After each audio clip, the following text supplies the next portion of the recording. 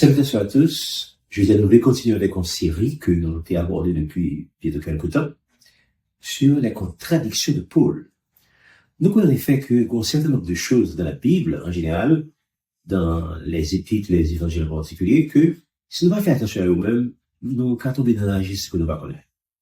Il y a que a dit, mais qui n'est pas fait tout à fait vrai, pas fait tout à fait biblique, qui n'est pas fait tout à fait évangélique.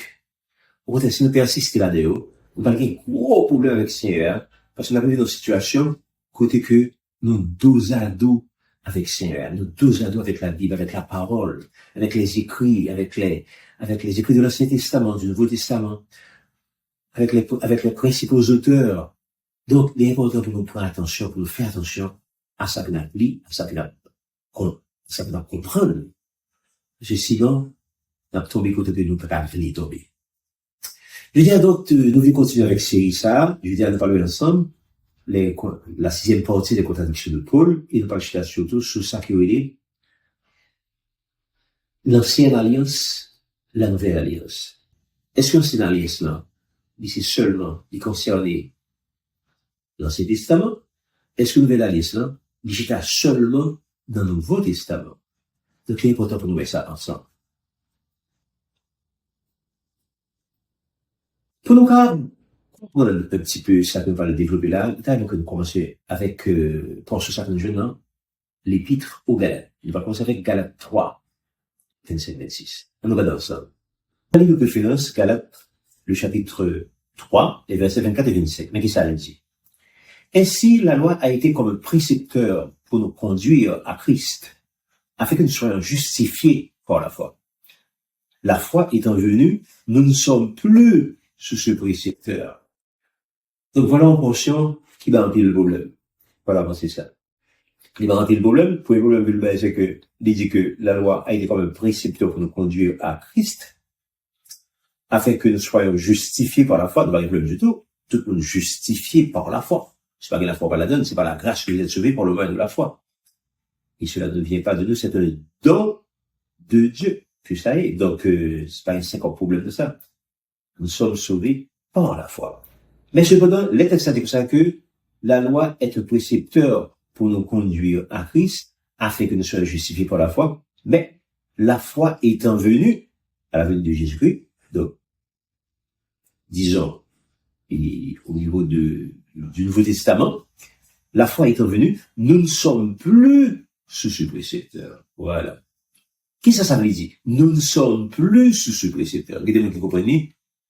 Comme si l'État avait dit que précepteur ça, il n'est pas là encore. Il n'est pas là encore. Il disparaît. Il n'est pas sous responsabilité là encore. Est-ce que c'est ça que le voulait dire? Nous ne sommes plus sous ce précepteur. Eh bien, d'une manière générale, les textes disent que nous ne sommes plus sous la loi. Mon qui ça arrive, c'est un serviteur qui dit que nous ne sommes plus sous la loi. Qui ça peut le dire en réalité? Il veut dire que nous ne sommes plus sous le coup de la loi. Il y a une différence entre un monde qui passe sous le coup de la loi avec un monde qui passe sous la loi. De la différence. L'autre dit qu'on passe sous la loi, ça veut dire que la loi pas emprise sous, il pas pouvoir sous, il pas faire rien. Quel que soit fait, on n'est pas capable d'invoquer la loi pour le bon problème. C'est ce qui est faux, ce qui est très faux. On peut dire que quel que soit fait, il n'est pas capable d'invoquer la loi pour traduire notre tribunal, par exemple. Non. Pour condamner, éventuellement. Non, pas dire ça. Tant que vous agissez selon la loi, tant que vous agissez selon les normes, selon les règles, bien, laissez ça ou libre. C'est là qu'on veut une liberté pour là. Maintenant, à partir du moment qu'on transgresse la loi, à partir du moment que vous allez au-delà, qu'on fait ça qui pas permis par la loi, et ça, vous venez tomber sous le coup de la loi. Laissez-moi pas dire comme ça que nous ne sommes plus sous ce pédagogue. Donc, nous ne sommes plus là, l'ivraie seulement dans le contexte d'un monde qui pas fait ça, pas ça. D'un monde qui mène bâcli droite. C'est mieux ça, qui gagne, en fait, son nuance en plus, et qui gagne dans le langage de Paul, qui fait que dans tout le monde qui a des problèmes, les Paul Vallée, ils comprennent ça mal. Ils comprennent ça mal. Donc, la loi étant venue, nous ne sommes plus sous ce pédagogue. Maintenant, une question que nous t'as posée. Est-ce que ça veut dire que ou qu'a divisé la Bible en deux parties. Une partie qui dit que nous sommes sous ce pédagogue, sous ce précepteur. Pas vrai? Et en deuxième partie qui dit que nous ne sommes plus sous ce pédagogue. Est-ce qu'on a fait ça? Non, ou pas capable de faire ça. Bon, vous nous comprendre peut-être un petit peu plus de ça que nous lui dit là. Voilà pour ce que le temps intéressant que nous lit. Il est intéressant que nous regardions, par exemple, Psaume 119. On regarde ensemble Psaume 119, verset 160. Ensuite, on va regarder Jean 17, 17. Psaume 119, verset 160, mais qui ça le dit. Mais avant que nous lisions verset 160 là, il est peut-être mieux que nous commencions avec verset 151, qui dit à peu près la même chose. Psaume 119, 151, il dit, tu es proche, ô Éternel, et tous tes commandements sont la vérité. Voilà. Voilà une portion de l'Ancien Testament qui dit que tous tes commandements sont la vérité. Car les commandements qui n'est pas vérité. Tous tes commandements sont la vérité. 160 là, mais qui ça dit? Sur le 119, verset 160, il dit comme ça, le fondement de ta parole est la vérité et toutes les lois de ta justice sont éternelles. Le fondement de ta parole est la vérité. Donc, tous les commandements de Dieu sont la vérité. D'une part. De deux parts, le fondement de ta parole est la vérité, de deux parts. Et en fait, toutes les lois de ta justice sont éternelles. Bon, maintenant, avant que nous opinions un petit peu sur ça, on voit qui ça, Nouveau Testament dit, par rapport à ça que je dois là. Mais là, dans Jean 17, 17, c'est une portion qui est très connue. Portion dit que ça, sanctifie-les par ta vérité. Vous comprenez-vous? Enfin, Jean, chapitre 17, verset 17, il dit, sanctifie-les par ta vérité, ta parole est la vérité. Par contre, vous voyez là, il y a deux bagages qui dit là, qui dit à peu près même bagages, mais pas fin tout à fait identique. Première portion dans ce testament, il dit que tous les commandements sont la vérité.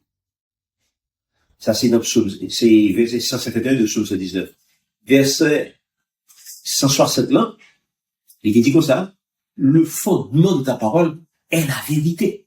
De tous les commandements sur la vérité, le fondement de la parole de Dieu, le fondement de tout ça qui dit dans ce testament, c'est la vérité. Donc, en d'autres termes, dans ce testament, tout ça que Dieu dit dans ce testament, les chita sur la vérité. Maintenant, là, dans le Nouveau Testament, nous voyons que, dans Jean 17, verset 17, il dit que, sanctifie-les par ta vérité. C'est-à-dire, pour nous sanctifier, il faut vous passer par la vérité. C'est la parole qui sanctifie. Ça, c'est une parenthèse, vous savez, parce qu'on peut penser que c'est l'autre bagage qui sanctifie. Non.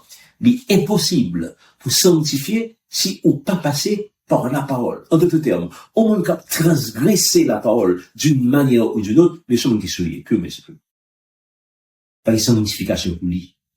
Son cas vivre dans le péché, pour transgresser parole là, depuis ou quitter parole là, on fait l'autre bagage que parole n'a pas dit. Ou alors, l'autre bagage qui en dehors de la parole, eh bien, faut pas dans sanctification encore. Donc, Jean 17, verset 17, il dit, sanctifie-les par ta vérité. Donc, c'est la vérité qui sanctifie, c'est la parole qui sanctifie. Sanctifie-les par ta vérité, ta parole est la vérité. Vous voyez comme tu as attention souligne dans deux portions sérieuses. Pour avoir sur dans cet testament, il dit que ça que tous tes commandements sont la vérité. Ça c'est un. Ensuite, dans le Nouveau Testament, il dit, sanctifie-les par ta parole. C'est Jésus qui a parlé. Jésus dit que ça, sanctifie, elle parle avec Dieu le Père, il dit, sanctifie-les par ta parole. Par contre, je vois que, en mathématiques, gros principe, il dit, deux entités semblables à une même troisième sont égales entre elles. En d'autres termes, si A égale B, si B égale C, donc, A égale C. Aussi simple que ça. Ça, c'est en mathématiques, en algèbre. C'est ça que il apprend, non? Pas vrai? Maintenant.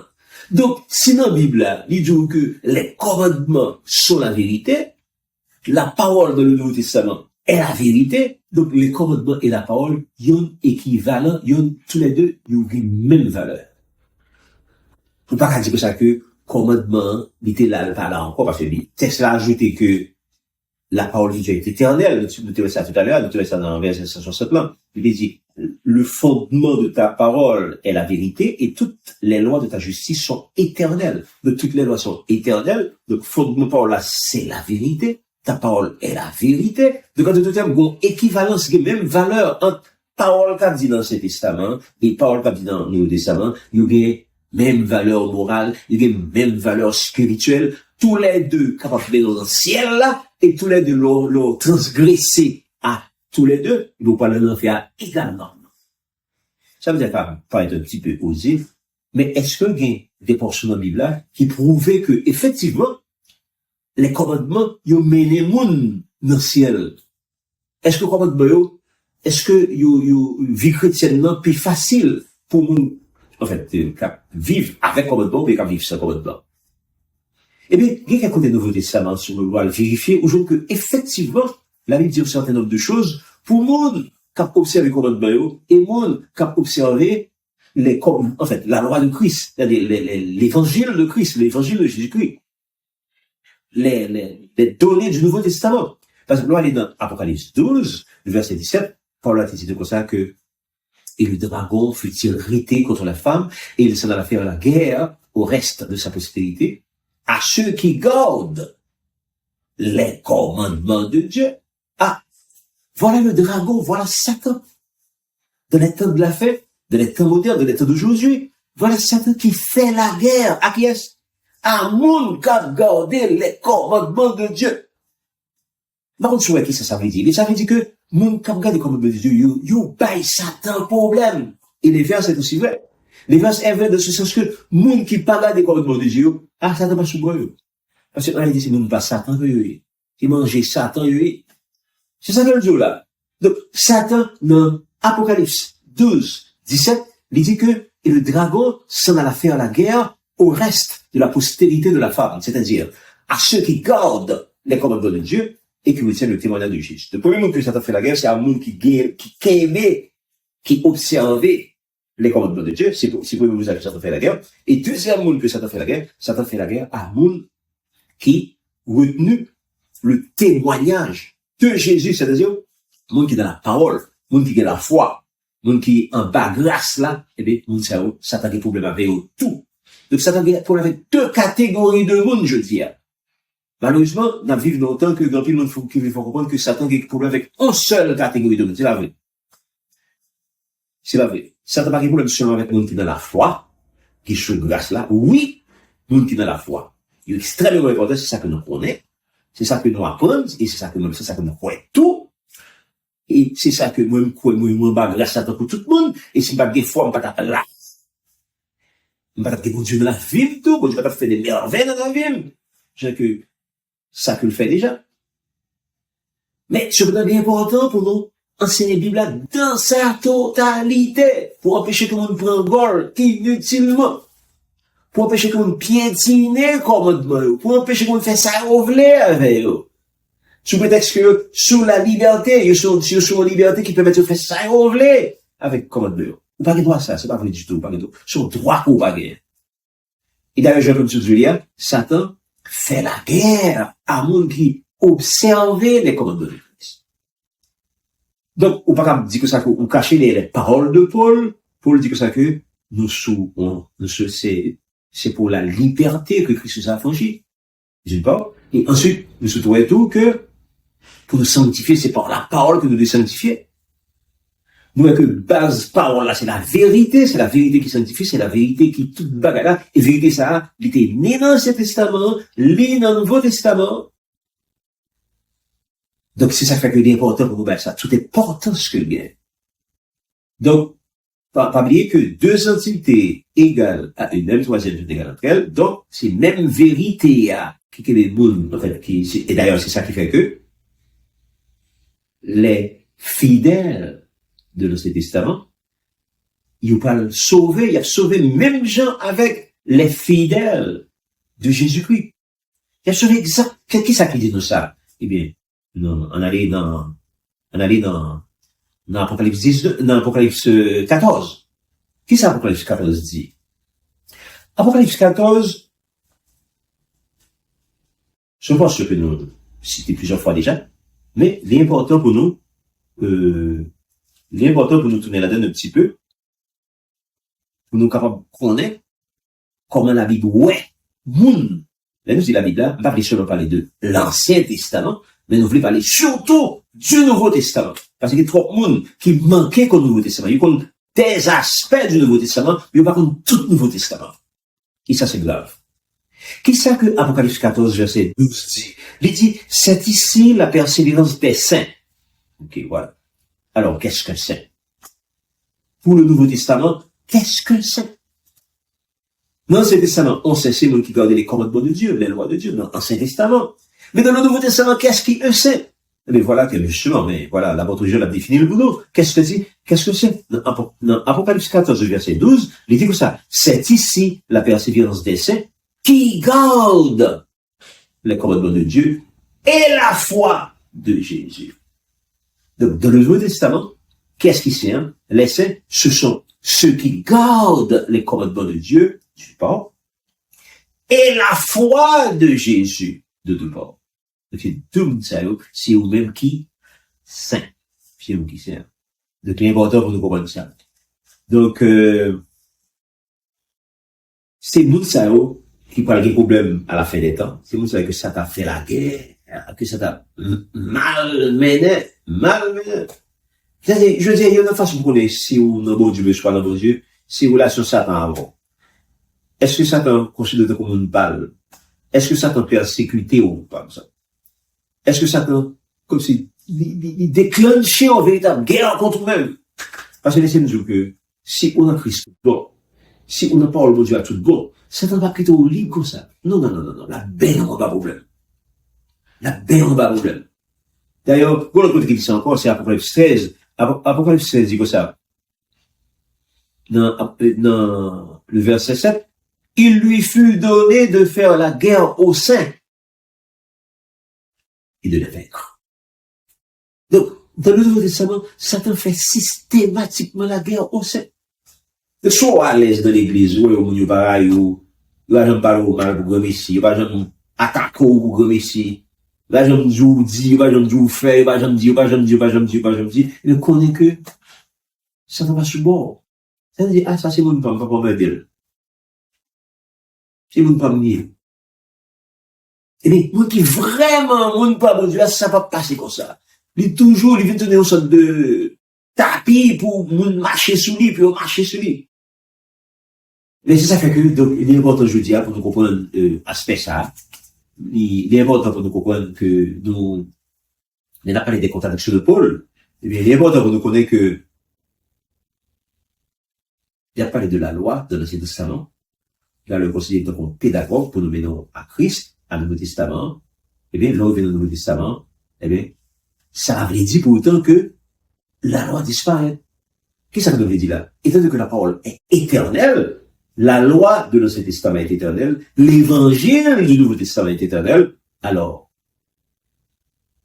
vous savez intéressant, les vraiment pas commencer à comprendre la Bible là, ou pas nous remarquer que l'évangile du Nouveau Testament, ou joignent dans l'Ancien Testament, hein, et la loi de l'Ancien Testament, ou vient joindre dans le Nouveau Testament. Donc, ils ont rentré dans l'autre. Par contre, cassure entre les deux. Par une portion qui est consacrée exclusivement à Yon, comme si vous l'avez dit que ça, que l'Ancien Testament est consacré exclusivement aux lois, aux ordonnances, aux préceptes. Non. On va une loi, ordonnance, précepte, on va également dans le Nouveau Testament. On va également dans le Nouveau Testament. Et même pas dans le Nouveau Testament, lorsque l'évangile de Jésus-Christ, tous les commandements de Jésus-Christ, tout ça que Jésus-Christ dit, mais où joigneux t'es attaqué dans l'Ancien Testament.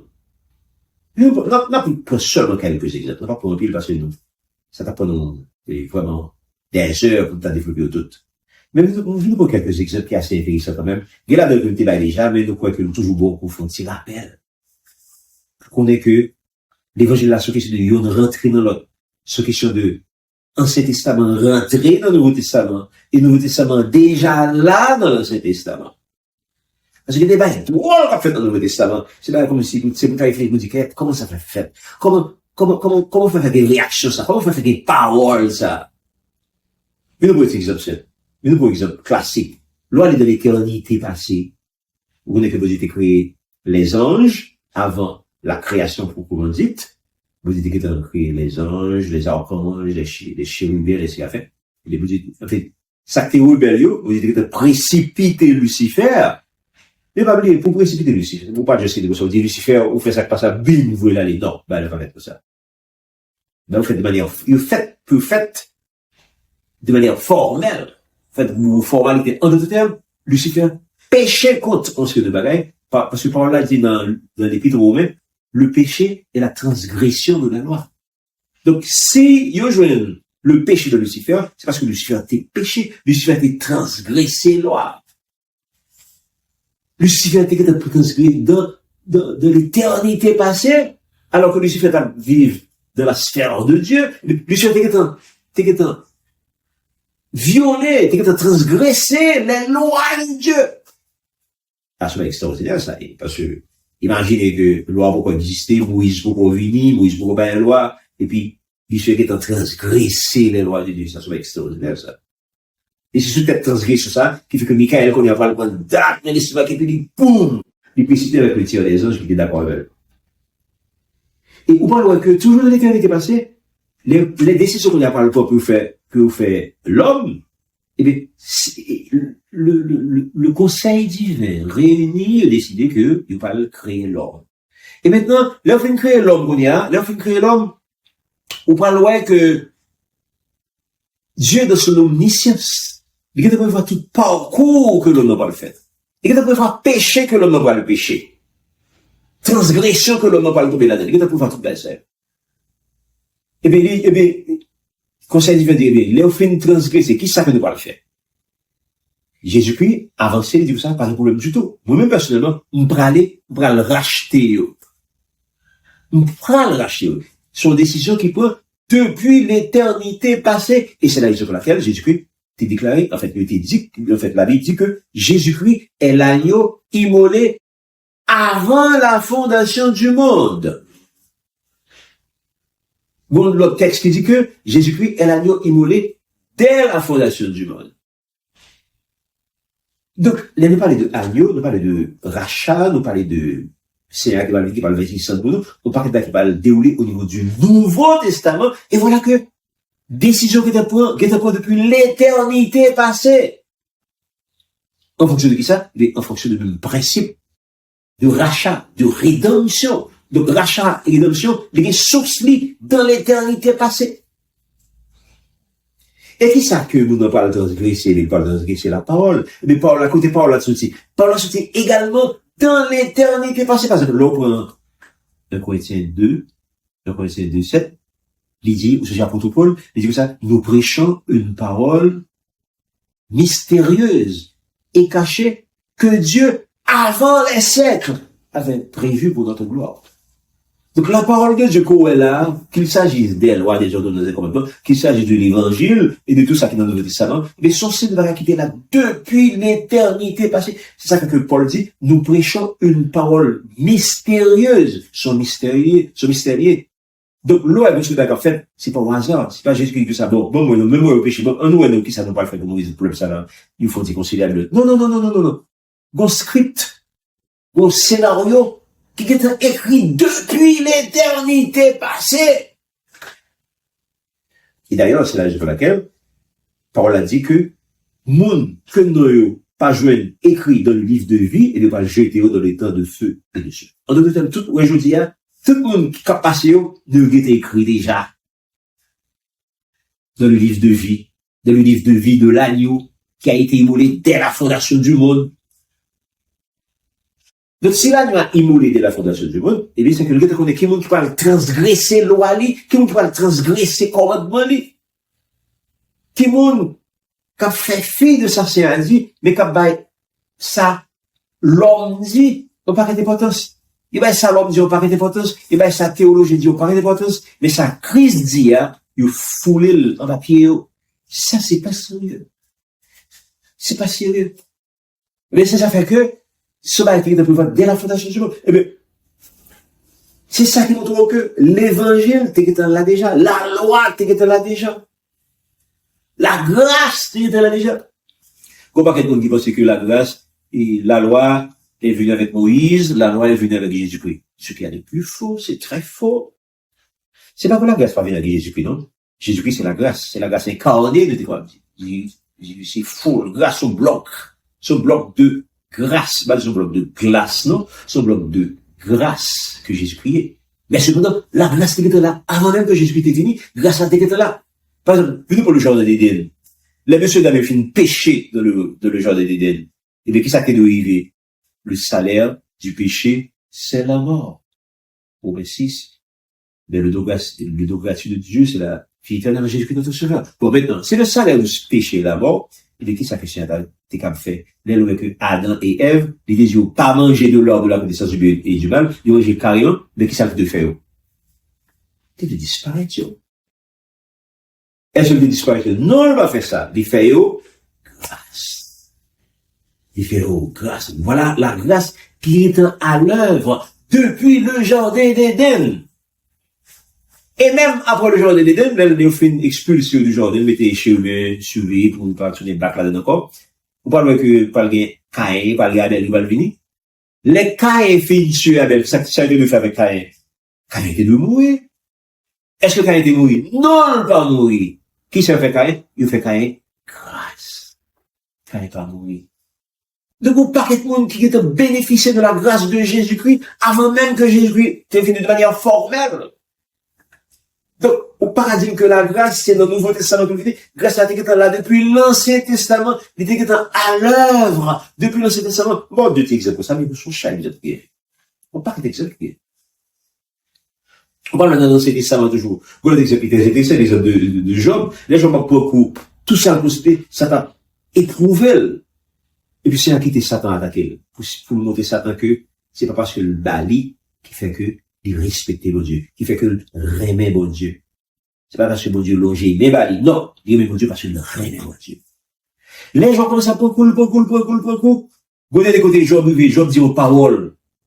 Qui est très drôle, que, ou pas t'as attendre parce qu'on a une parole dans la bouche. Job. Qui ça Job dit? Job dit comme ça. Mais je sais que le Rédempteur est vivant. Et qu'il se lèvera le dernier sur la terre. Regardez. Qui est plus ancien que Abraham. Regardez, le livre de Job, c'est théologie du Seigneur dans le livre, qui est plus ancien dans toute la Bible là. Job, on est que son Rédempteur, et de qui Rédempteur l'a parlé là? Il a parlé de Jésus-Christ. Non seulement que il a parlé de Jésus-Christ, il dit ça, et il se lèvera le dernier sur la terre. Donc, il a parlé du retour de Jésus-Christ. Donc, voilà que le patriarche, Job, qui a parlé du retour de Jésus-Christ, avant même que Jésus-Christ vienne. Donc, c'est tout ça, c'est le Nouveau Testament qui a l'œuvre. Non, fond, Ancien Testament. Non, il est à l'œuvre depuis le tout début de l'Ancien Testament. Le Nouveau Testament qui est en l'œuvre. Je dis peut-être que la parole de Dieu est éternelle. Il est éternel. Et qu'on l'autre monsieur encore qui est très intéressant que toujours aimé citer, c'est Melchisedec. Melchisedec. Vous savez, dans Apocalypse 6, Jésus dit comme ça, à celui qui nous aime, qui nous a purifié de nos péchés par son sang, et qui a fait de nous un royaume de sacrificateurs pour Dieu son Père. Il est qui sacrifie? Non. Genèse 14, avec Melchisedec. Melchisedec, c'est le premier monde dans la Bible là, qui était à la fois roi de Salem, Melchisedec, roi de Salem, et prêtre, c'est-à-dire sacrificateur. Donc, Melchisedec était à la fois sacrificateur et prêtre. Et en tant que prêtre, il était offert à Abraham la communion du pain et du vin. Qu'est-ce ça terrible? Pour que dans Genèse 14 déjà, pour un monde qui a offert la communion du pain et du vin que Jésus-Christ pourrait installer dans Matthieu 26. Eh bien, Melchisedec a fait ça lui-même depuis Genèse 14. Donc, c'est une façon de dire encore que la parole de Dieu est éternelle. De Melchisedec était au courant que Jésus-Christ parle venir et que Jésus-Christ parle verser son nid. Même que Job connaît tout. Job connaît que Jésus-Christ parle verser son nid. Il dit que mon Rédempteur est vivant. Il se lèvera le dernier sur la terre. Et vous savez, l'exemple était là la fois dernière, que je crois pas vous rappeler d'où, et vous ne pas prêter celui, mais c'est cet exemple qui dit que ça que, pour quelle raison que vous étiez l'offrande de Abel, mais il rejetait l'offrande de Caïn, raison simple, c'est parce que Abel, tu vas offrir bien en fonction de la loi de Dieu. Comment je dans Genèse, dans Exode 34. Dans Exode 34, il va l'expliquer pour quelle raison, mon Dieu, accepter, il agréer l'offrande de Abel, et puis il rejetait l'offrande de Caïn. Raison, il est dans Exode 34. C'est parce que, justement, Abel va offrir lien en fonction de la loi de Dieu. Ça que mon Dieu demandait, façon que mon Dieu voulait pour mon balle au fond. Mon Dieu voulait, si c'est au fond de fruits ou bali, les prémices. Premier donnant, c'est lui-même qu'on doit réserver pour mon Dieu. Alors que soit mon Dieu, au fond, alors que soit mon Dieu, au fond, des animaux, des animaux du dernier général, eh bien, vous faites pour choisir les premiers-nés des animaux. Donc, on que Abel, tu choisis justement les premiers, parmi les premiers-nés. Mais, Caïn lui-même, il dit, quelques, 2-3 fruits, il choisit quelques graines. Bah, quoi que t'es nécessairement, pour quelques fruits qui brillent, qui mal présentés. Non. C'est un fruit qui est bien présenté, qui est bien rose, bien beau, c'est pas ça qui est nécessaire. Ça qui est nécessaire, c'est les prémices. C'est ça que déjà 34 dit. Donc, en d'autres termes, donc, voilà que bon Dieu est jugé Caïn et Abel en fonction de ça que la loi parle dit puis de par l'intermédiaire de Moïse. Moïse pour qu'on venir, Moïse pour qu'on baille la loi, mais loi de Moïse était en effet, il était effectif. Loi était effective depuis l'époque de Caïn et Abel.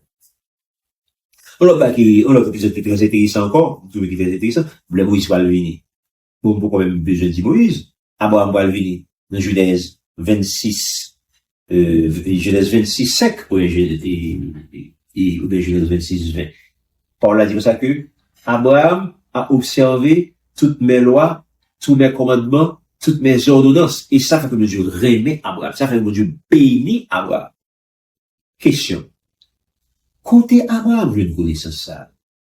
Pour Abraham, obéit aux lois, aux commandements, aux ordonnances, alors que Moïse peut pas venir, alors Moïse peut pas bailler rien dans parole ça de manière formelle. Côté Abraham, c'est parce que la loi est éternelle, et mon Dieu dit que ça, mon Dieu, c'est comme dans nous, l'ancienne alliance, la nouvelle alliance, eh bien, nouvelle alliance, là, dit que ça que je mettrai mes lois dans leur cœur.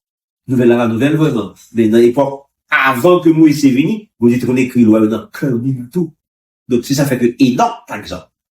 Enoch, dans Jude 14, on voit que Enoch a prophétisé sur le retour de Jésus-Christ. Voici le Seigneur qui vient avec cette myriade pour faire jugement là. Mais ni Enoch, ni Abraham, tout ancien, quand je le parle là, mais le Saint-Esprit de Dieu, t'es que t'as mis tes paroles là dans le cœur. Il était dans l'esprit, il écrit l'esprit, il mettait dans le cœur. Et ça fait que Moussa, il compte parole là, instinctivement, il compte toute parole, il compte toute loi, il compte tout commandement, il écrit dans le cœur. Donc, c'est la raison pour laquelle, il dit pour ça que la parole est éternelle. Les lois de ta justice sont éternelles. Ça fait que Psaume 119 guérison, là, il dit dans verset 161 et dans verset 169, il dit que les lois de ta justice sont éternelles. Le fondement de ta parole est la vérité. Et Jean 17, 17, pas dit même pas encore trop, et bien, sanctifie-les par la vérité, par ta vérité, car ta parole est la vérité. Donc, c'est même vérité, qu'on va lancer, c'est même vérité. Et au retour de Jésus-Christ, c'est toujours la vérité qu'on va le juger au monde. C'est avec la vérité qu'on va le juger. Soit avec la vérité de l'Ancien Testament, c'est-à-dire avec directement les commandements, les ordonnances, ou bien encore, il va le juger avec les lois de Jésus, l'évangile de Jésus. Est-ce que de la foi? Est-ce qu'on va grâce là? Est-ce que de la foi? Ce que la foi seulement, ça suffit pour sauver. Nous pas en train de dire que pour sauver, ou j'ai fait ça et ça. Ce que les deux, ou qui étaient, ou sont qui complet, ou sont plat complet pour le ciel. Alors que ce l'évangile seulement, on va passer correctement, on va lancer là correctement. Mais on peut rentrer avec panache, mais vers le monde qui exécuter tout ça qui est dans la Bible, tout ça qui n'est pas là, ni dans l'Ancien, ni dans le Nouveau Testament, tout ça qui est exécutable, là, évidemment. Je ne peux pas le dire là, n'est pas exécutable. Mais tout ça qui est fait, et qu'on fait tout effort pour faire, donc c'est normal que vous passez, c'est normal qu'on passe avec panache. Et qu'on passe avec panache autour de Jésus-Christ. Donc, bon, un exemple comme tout, qui est très intéressant tout, dans l'Ancien Testament, quand on trouve comment l'évangile là, il est à l'œuvre dans l'Ancien Testament. Comment l'Ancien Testament est à l'œuvre même avant la venue de Moïse. C'est l'exemple de Moïse lui-même. Ça quoi c'est Moïse? Bon, on nous considère l'exemple de Moïse. Moïse sur le monde, mais avant que nous, par exemple, Moïse, pourquoi on ne pas d'abord par exemple d'Abraham, parce qu'Abraham est venu avant Moïse. Ok, venu pour Abraham avant. Abraham lui-même, si on juge qu'Abraham, il était marié avec Sarah, et puis avec ça, il fait Abraham, Isaac, il fait Isaac va faire Jacob. Ensuite, Abraham va le mourir. Ok. Bon, maintenant, les Abraham va le mourir. Maintenant, Abraham parle pour l'autre madame encore, que elle est Ketura. Abraham parle pour Ketura. Et avec Ketura, Abraham, comment que va le faire? Abraham, il y a plusieurs petits que va le faire. Il a fait au moins une bonne demi-douzaine. Et parmi une demi-douzaine, ça, il va le faire le grand-père de Jétro, et finalement, il va le faire Jétro va se sortir comme petite Ketura. Qui est Jétro? Donc, Jétro, c'est un personnage qui est très intéressant. Moi, je suis pas qui est extraordinaire que Jétro y est. Parce que Jétro sur le monde, on parle dans la Bible, là, dans le livre de l'Exode, Exode 2, Exode 3, les balles dans le désert là, pour côté que Jétro pral visiter Abraham. Mais avant que Jétro visite Abraham, pardon, mais excusez-moi, Jétro pral visiter Moïse dans le désert. Et pas bien que Moïse lui-même, c'est petite Lévi. Il y a qui considère Moïse comme l'un des plus grands prophètes qui jamais dans toute la Bible. Et même, Moïse, c'est un personnage que m'apprécie énormément, moi, personnellement. Moi, Moïse, un pile. Mais Moïse, au sujet que Moïse s'est fait dans des conditions difficiles, les Moïse parle pour naissance, laisse à déclencher en persécution contre les nouveaux-nés, contre les premiers-nés, les nouveaux-nés. Au point que les Jochébed, t'es enceinte Moïse, il va le faire Moïse, il va pour que Moïse pas mourir, il va mettre Moïse dans corbeille, dans l'osier, et puis il va le laguer sur le fleuve là, le Nil. Du coup, il peut pas tuer. Et puis pendant que la fille de Pharaon lui dit, oh, regardez, dans corbeille, ça, regardez un petit petit dans Israël, et puis il prend, il dit, qu'est-ce que belle petit. Et puis il prend petit là, la lavelle. La caille avec, il y avait un palais avec, il levé, il éduqué, ça soit nourrice pour lui, et puis bon, Jean-Baptiste fait là, c'est même maman là encore qui parle nourrice lui. Donc, Moïse pral éduquer à la cour de Pharaon. Et quoi qui est très intéressant qui va arriver? Quoi qui est très intéressant qui va arriver? Voilà Moïse qui éduquait à la cour de Pharaon. Donc Moïse grandit, il me fait un bel jeune homme, bien campé, bien en forme. Donc imaginez un jeune homme comme ça, et il moment arrivé que pour le faire ville, il moment arrivé pour le marier. Pour que Moïse soit marié à la cour de Pharaon? Est-ce que c'est où pas trouver? Non, c'est pas où pas Moïse. Même pas penser que Égyptiennes, les jeunes filles, les Égyptiennes, c'est pas où pas trouver Moïse, c'est pas raillé, parce que déjà dès le départ on trouvait que Moïse était une belle garçon et ajouter au fait que il est dans la cour de Pharaon, il a éduqué le pour lui-même les villes de Pharaon, et Pharaon c'est un qui est riche, donc Moïse a tout le bagaille. Il a la richesse, il a la voix, il a le pouvoir, et le bien campé. Donc Moïse pas manqué rien pour le faire dégâts, si vous voulez, parmi les jeunes filles d'Égypte. Alors pourquoi est-ce que Moïse pas marié? Alors qu'il était arrivé en âge pour le marier. Ah, question ça, c'est ciel la pour question ça. Ça, c'est ciel la les yeux sur Moïse.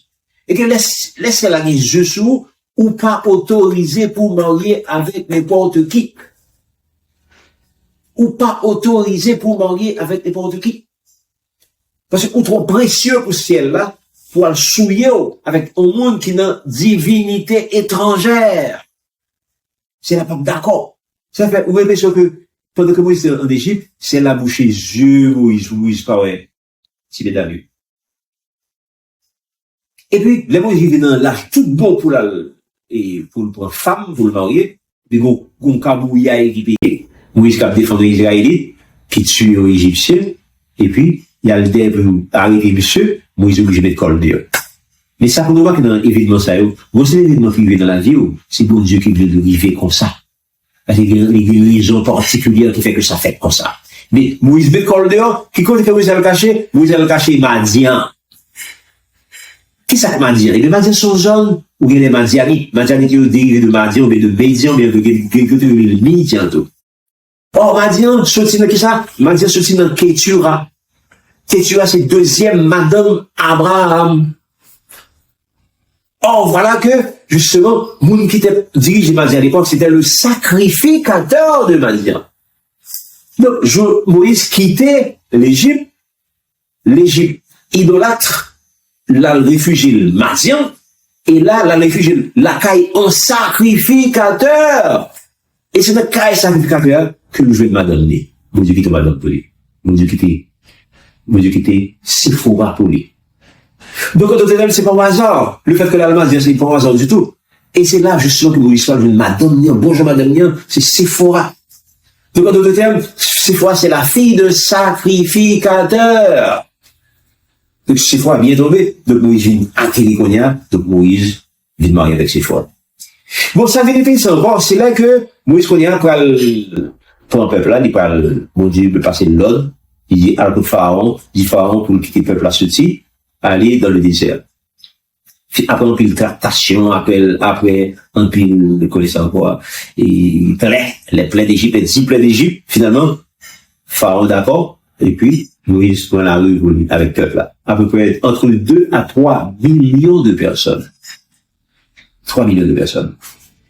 La Bible dit qu'il y a 600 000 hommes qui étaient sortis en Égypte, 600 000 hommes, sans compter les serviteurs, les servantes, les femmes, les enfants. Le côté 4 catégories, ça y est, plus 600 000 hommes, on côté entre 2 à 3 millions de personnes. Bien sûr, le peuple d'Israël était un peuple très fécond. Chaque famille, il y a plus petit. Nous disons 4, il y a normalement 6, 7, 8 petits. Mais pour ça, il était très fécond, vous étiez multipliés, vous étiez bénis entre eux. Bon, maintenant, vous voyez qu'on est dans le désert, j'ai trop pas visiter Moïse. Ça a très intéressant. J'ai trop pas visiter Moïse. Suivez-moi. Les Jétos arrivés, Moïse fait fête pour Jétos. Question, pour qui Moïse fait fête pour Jétos? Est-ce que c'est parce que Paul vient avec madame, il est tellement content? Non, c'est bon que me vient avec madame, il est content, mais ça, c'est, ils sont contents des cas privés, c'est où même madame vient ou content. C'est une affaire privée, nous ne pas obligés de mélanger la donne. Moïse parle comme ça. Les Jétos arrivés, Moïse faut fête pour Jétos, et il invitait tous les anciens d'Israël. Tous les anciens d'Israël ils viennent faire ça, ils viennent pour, un repas spécial ça, qu'ils fait pour Jétos. Et puis ça montre qui importance, ça montre qui place Jétos gagné pour Moïse. Or, comme Moïse sont hommes de Dieu, et c'est Jétos qui était mêlé en quelque sorte, qui était apprenant, qui était balayé les premières connaissances de Dieu, les connaissances les plus profondes de Dieu, c'est Jétos qui balaye l'autre d'une manière générale, donc ça montre que Jétos ne pas n'importe qui. Jétos c'est un gros personnage. Maintenant, qui compte que Jétos je ne connaissance ça, pour bailler Moïse, toute connaissance spirituelle, ça, côté Jétos, vous venez peut-être pas, il pense en simple, c'est parce que Jétos, c'est le petit-fils d'Abraham. Abraham, c'est l'époux de Kétura. Donc, Jétos, c'est petite Kétura. Kétura, c'est ma deuxième madame, Abraham. Donc, c'est par le biais de Abraham que Jétos joue une toute connaissance spirituelle que le Téguéo, qui fait que maintenant, il est capable de venir en sacrificateur en Israël. Et ce qui est intéressant encore, c'est que, et dans l'Ancien Testament, et dans le Nouveau Testament, on sacrificateur sont pas pareil pour Dieu. Dieu, c'est un pile envers le sacrificateur. Pas bien que le sacrificateur soit qui est en contact direct avec Dieu dans le temps.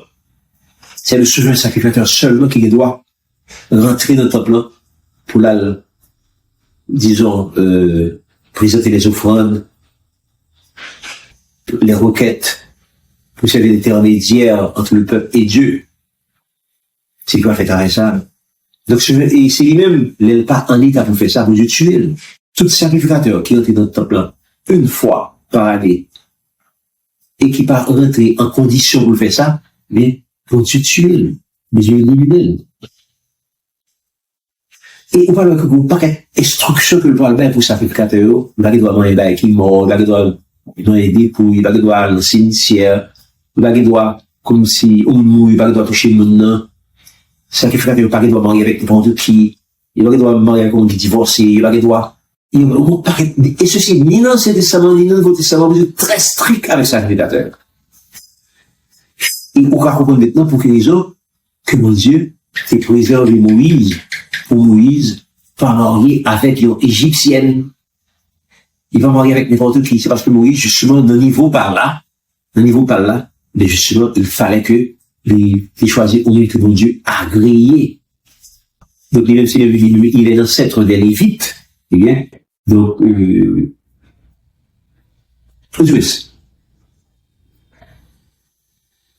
Moïse peut-être pas, il est dans Lévi, dans la tribu de Lévi.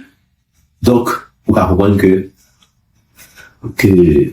Jétro, lui-même, vous étiez très strict avec Jétro, c'est là que Jétro prend connaissance par l'Ato, parce qu'il prend directement de Abraham, et même Jean Abraham dit, bon, paquet de bail Abraham, t'es fait, Abraham déconne, mais il dit, même Jétro t'es fait, t'es qu'on a pile bagaille, et Jétro t'es utile Moïse en pile, et c'est peut-être raison ça, que les Jétro vont visiter Moïse dans le désert, eh bien, Moïse va faire une véritable fête pour Jétro. Maintenant, c'est tout dans ça, qui fait que, l'important, je dis, pour nous faire un pile attention. Il a parlé de les contradictions de Paul. Il a parlé de l'ancienne alliance, la nouvelle alliance. Il a parlé de est-ce que nous toujours sous pédagogue ça qui a mené en Christ, mais Christ étant venu, est-ce que nous ne sommes plus sous ce pédagogue? L'important pour nous réaliser, pour que tout peuple bon Dieu réalise que en réalité, la parole de Dieu est éternelle. La parole de Dieu est la vérité. Et vérité ça, il était là depuis l'Ancien Testament, depuis avant, en fait, depuis l'éternité passée, il était dit, jusque le Nouveau Testament, nous encore sous la vérité, une équivalence entre ça que l'Ancien Testament dit, ça que le Nouveau Testament dit. Depuis qu'on dit comme ça que je dis à nous sur le Nouveau Testament, et que nous mettons l'Ancien Testament de déposer lui, nous n'avons pas fait ça. Pas fait ça. Encore une fois, on ne va pas dire que, quand on va faire promotion pour l'Ancien Testament, au dépend du Nouveau Testament. Non, pas du tout. On va faire promotion pour la parole du Dieu de son sang. Parce que c'est une parole qui ne peut pas le juger. On ne peut pas être erreur, je veux dire, pour ne pas commettre, sous respecter l'Ancien Testament, on ne peut pas être erreur, pas commettre. C'est vrai? Parce que Christ peut-être pas, il était observé la loi. La totalité des 12 apôtres, ils ont été observé la loi. L'apôtre Paul, peut-être pas, il était observé la loi. C'est le langage qui est difficile. C'est le langage qui fait que nous ne pas comprendre. L'elle parlait, il va mettre ça dans un contexte particulier de parole là, et qui fait que vous prenez de parole là, mal. Donc, mais l'important, je veux dire, pour nous-mêmes, pour nous toujours parler dans sa globalité, dans son ensemble. Et si nous fait ça, nous ne jamais commettre erreur ça, qui veut dire que, comme si nous mettions, une partie qui était là, pas là encore, qui est dans ce testament, avec une nouvelle partie qui est la première, qui est le Nouveau Testament. Non. La Bible n'a pas comme ça. La Bible n'a pas dit ça. Bon Dieu n'a pas dit ça. Jésus n'a pas dit ça. Apôtre Dieu n'a pas dit ça. L'apôtre Paul n'a pas dit ça. Et c'est nous-mêmes qui comprenons ça, mal. C'est plus important pour nous ouvrir les yeux, nous comprenons parole, on dirait. Mais c'est ça que nous avons des chrétiens complets, des chrétiens qui pas peur. Parole là, qu'il s'agit de parole de l'Ancien Testament, du Nouveau Testament, il pas peur, au contraire, il fait promotion pour toute la Bible dans son ensemble. Et c'est là ça que nous avons toute puissance, toute capacité, et c'est là ça vraiment que l'évangile a réalisé dans la vie, nous, de façon que nous pas, de façon que nous pas attendre. Que bon Dieu bénisse.